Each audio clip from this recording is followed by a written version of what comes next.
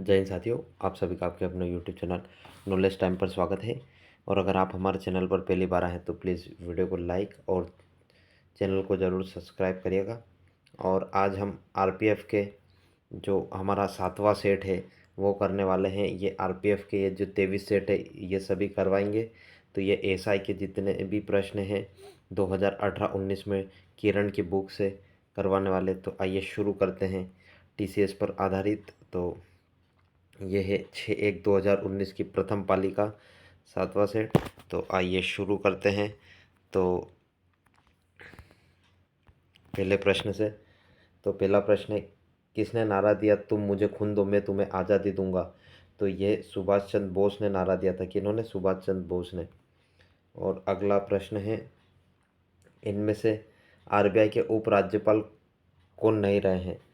तो यह बी के शर्मा नहीं रहे हैं। बाकी वी लीलाधर, एम के जैन तो अभी भी है और बी के कानून के अभी ही हटे हैं। अगला प्रश्न है, श्वसन ऑक्सीजन की सहायता से ऊर्जा उत्पादन की एक प्रक्रिया है।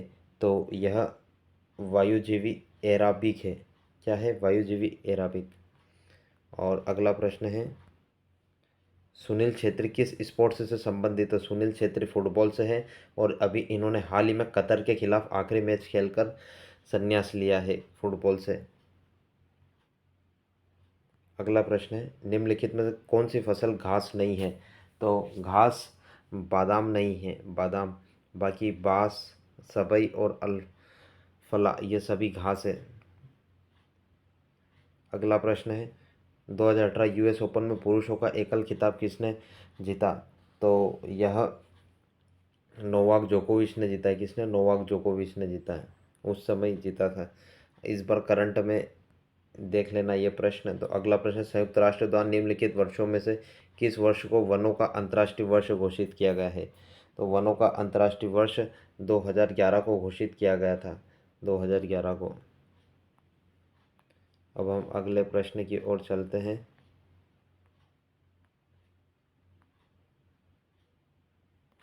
तो अगला प्रश्न है,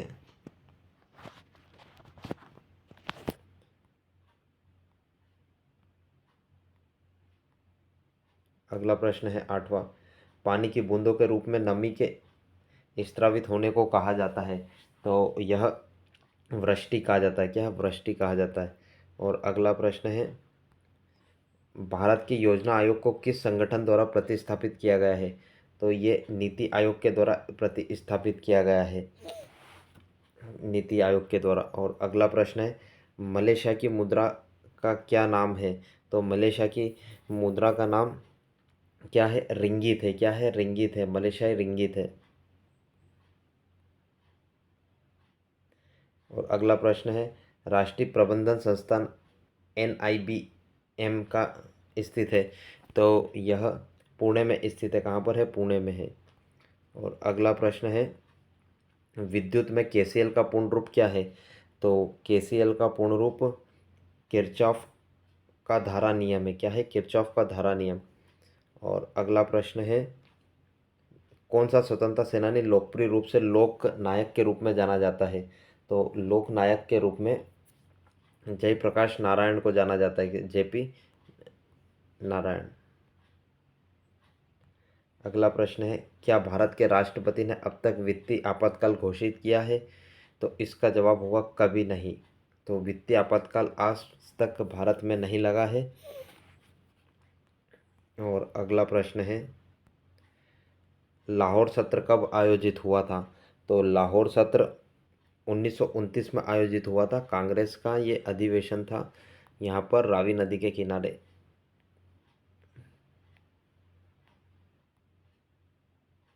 अगला प्रश्न है, सचिन तेंदुलकर ने किस टीम के खिलाफ अपना 100वां अंतर्राष्ट्रीय शतक लगाया? तो इन्होंने अपना 100वां अंतर्राष्ट्रीय शतक बांग्लादेश के खिलाफ लगाया था। किसके खिलाफ? बांग्लादेश के खिलाफ लगाया था। और अगला प्रश्न है, निम्नलिखित में से किस देश में सेंट जॉर्ज पार्क स्टेडियम स्थित है? तो सेंट जॉर्ज पार्क स्टेडियम दक्षिण अफ्रीका में है। कहाँ पर है? दक्षिण अफ्रीका में। और अगला प्रश्न है, प्लास्टर ऑफ पेरिस के लिए सूत्र है। तो यह है CSO4 ½ H2O है। तो यह इस प्रश्न के अकॉर्डिंग चौथे ऑप्शन में है।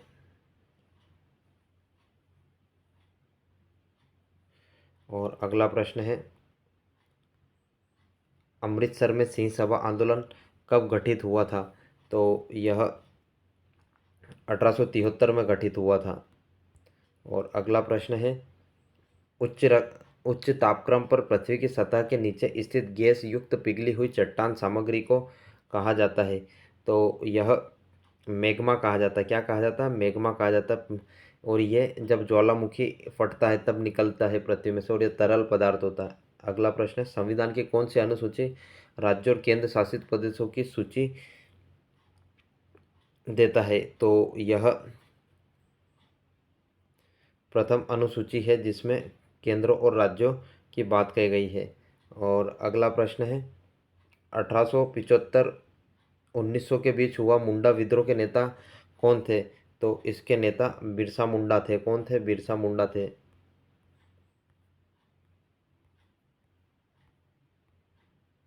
अगला प्रश्न है, नाटक शकुंतला के लेखक कौन है? तो शकुंतला के लेखक कालिदास है। कौन है? कालिदास है। और अगला प्रश्न है, एशिया कप निम्नलिखित खेलों में से किससे संबंधित है? तो ये क्रिकेट से संबंधित है। एशिया कप क्रिकेट से संबंधित है। अगला प्रश्न है, इनमें से कौन सा शास्त्रीय नृत्य नहीं है? तो शास्त्रीय नृत्य रासलीला नहीं है, बाकी मणिपुरी, उड़ीसी, कुचिपुड़ी ये सभी शास्त्रीय नृत्य है। और अगला प्रश्न है, मुख्य चुनाव आयुक्त के कार्यकाल कितना होता है? तो यह 6 वर्ष होता है मुख्य चुनाव आयुक्त का कार्यकाल। और कल केग का पूछा था इसके अंतर्गत, केग का, तो केग का भी 6 वर्ष होता है। अगला प्रश्न है, निम्नलिखित देशों महाद्वीपों में से सहारा रेगिस्तान कहाँ स्थित है? तो सहारा रेगिस्तान उत्तर अफ्रीका में। कहाँ पर? उत्तर अफ्रीका में। और यह प्रश्न भी रिपीट है। अगला प्रश्न है, निम्नलिखित भक्ति संतों में से किसने पुष्टि मार्ग के दर्शन को प्रतिपादित किया? तो यह वल्लभाचार्य ने प्रतिपादित किया था। किसने? वल्लभाचार्य ने। और अगला प्रश्न है, चंद्रमा का द्रव्यमान क्या है? तो चंद्रमा का द्रव्यमान 7.347 गुना 10 की घात 22 किलोग्राम है। अगला प्रश्न है, निम्नलिखित में से कौन सी भाषा को भारत सरकार की राजभाषा के रूप में घोषित किया गया है? तो ये हिंदी को घोषित किया गया है। किसे? हिंदी को। और अगला प्रश्न है, प्रधानमंत्री नेता है, तो यह किसके नेता है? तो ये लोकसभा में बहुमत पार्टी के नेता है। अगला प्रश्न है, मुगल लघु चित्रकारी के शासनकाल में अपने शिखर पर पहुंच गई थी। तो यह जहांगीर के समय लघु चित्रकारी शिखर पर थी, मुगलों के समय।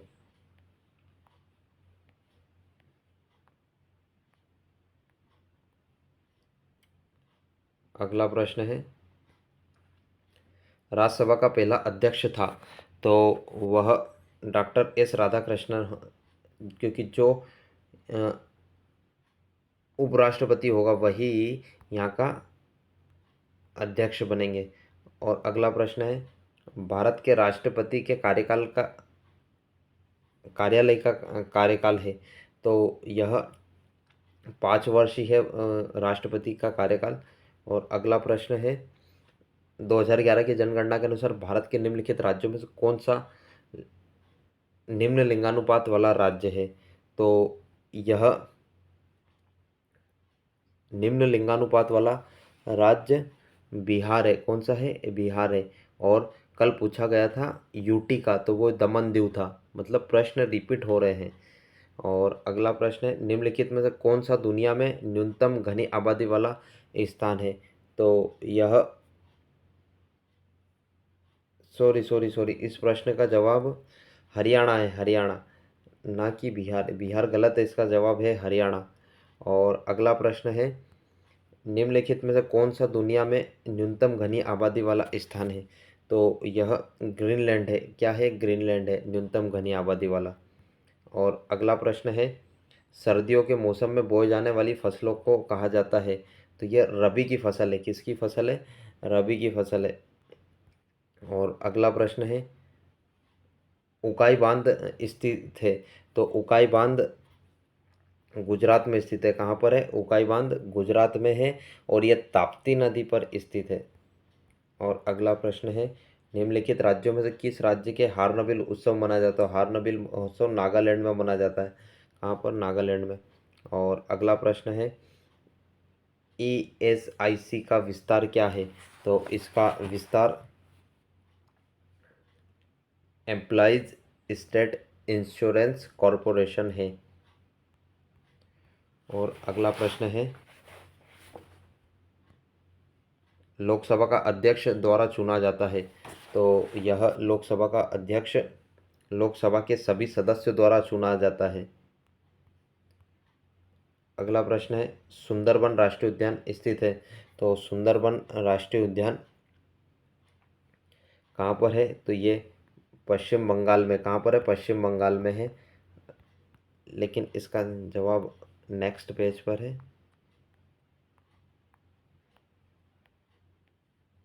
कहाँ पर है? पश्चिम बंगाल में है इसका सही आंसर।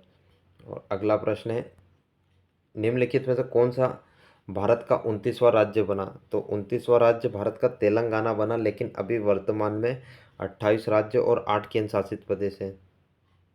अगला प्रश्न है, आवृत्ति फ्रीक्वेंसी के लिए सूत्र क्या है?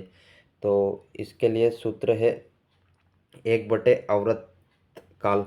ये का यही प्रश्न सेम कल भी रिपीट हुआ था 5वें सेट में। और अगला प्रश्न है, निम्नलिखित में से कौन सा लैक्टिक एसिड का प्राकृतिक स्रोत है?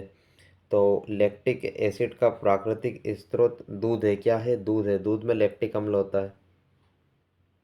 अगला प्रश्न है, कनाडा की राजधानी कौन सी है? तो कनाडा की राजधानी ओटावा है। क्या है? ओटावा है। और पंजाब की राजधानी कौन सी है? तो पंजाब की राजधानी चंडीगढ़ है। क्या है? चंडीगढ़ है। और अगला प्रश्न है, हॉकी खिलाड़ी मेजर ध्यानचंद का उपनाम क्या है? तो मेजर ध्यानचंद का उपनाम जादूगर या विजार्ड है। क्या है? जादूगर, विजार्ड। अगला प्रश्न है, राष्ट्रपति द्वारा लोकसभा में नामित सदस्यों की संख्या होती है?